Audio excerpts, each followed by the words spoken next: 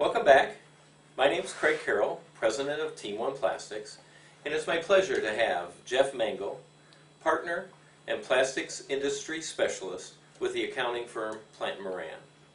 We're just talking about plastic industry and challenges, threats, opportunities, and you had mentioned as one of the threats resin pricing, and in particular we're sort of lulled into the space of sort of neutral to maybe even some declining pricing. So you had talked about that's not going to last. What do you see happening with resin pricing if you have that crystal ball over the short term? I can guarantee you it will change. That's the one thing I can guarantee you. 100%. 100%. I won't even bet against you on that one. I give you eyes. Because there is, the raw material made from gas, natural gas, or oil product, and some other additives drive a lot of it. The capacity that's available in the industry, the crackers that they have to develop the resins, there's a limit there. There's no new crackers being developed here in the United States. They're all being developed outside.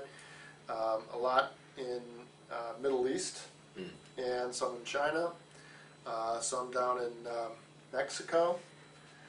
So there's, from that perspective, I see the resin volume, or the ability to generate more resin in the United States really not changing much. But there's more opportunity for resins to come from overseas. So the good news is, as these come on board, these large systems come on board, it will have an impact on the resin prices and availability. And that availability has a lot to do with the price of the resin. Right. I still say it's been increasing 13% a year. Gasoline's been increasing around 11% a year. If someone's going to tell me gas is going to go down to $1.90 a gallon next year, I'd be thrilled to death. I'm not going to count on it. I think gasoline's going to go up. It's going to continue to have some global pressures as the global economy is evolving. It's creating demand, Right. and that demand is pulling away from these resources, and it's going to cause the resin prices to go up. So I think it will go up. Long term.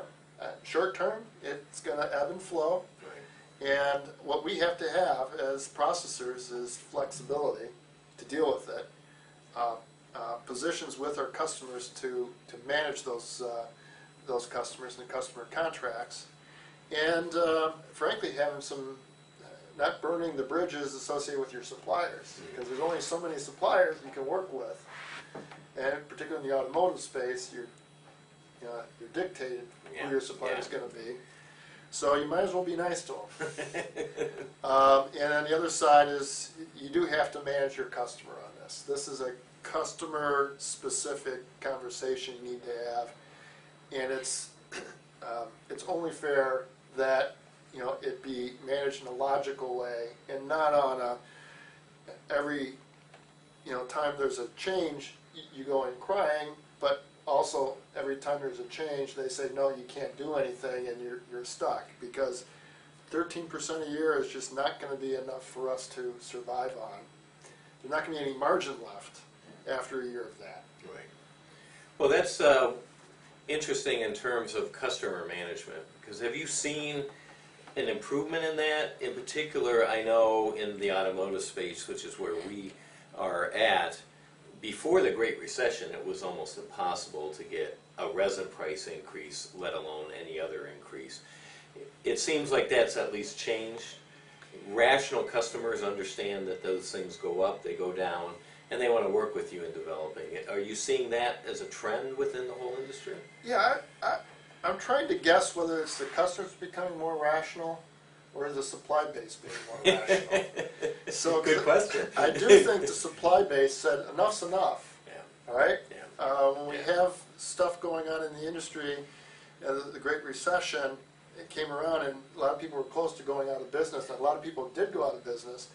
How, there's a little bit more backbone associated with what is a good customer for us. in selecting the right customer and working with that customer.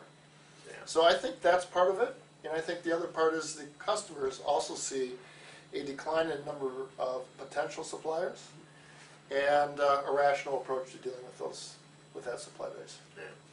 Well, I think it's a good warning that we should be careful. We're sort of in a lull, and we should be forever diligent when it comes to our material pricing.